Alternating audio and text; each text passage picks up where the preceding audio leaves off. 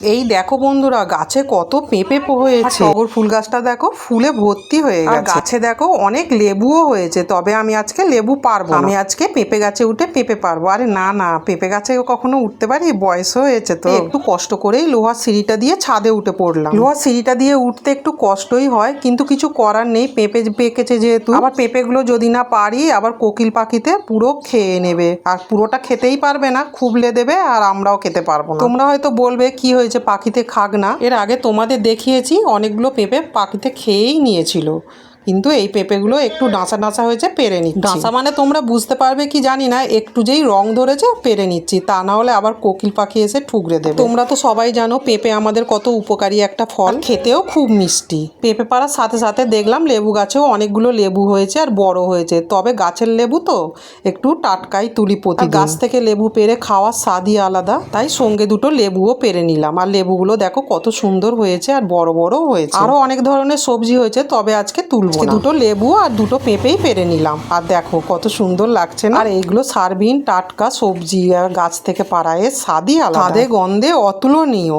তাহলে বন্ধুরা, কেমন লাগলো আমার সবজি তলার ভিডিওটা? ভালো লাগলে একটা লাইক, কমেন্ট, সাবস্ক্রাইব করে দিও। টাটা।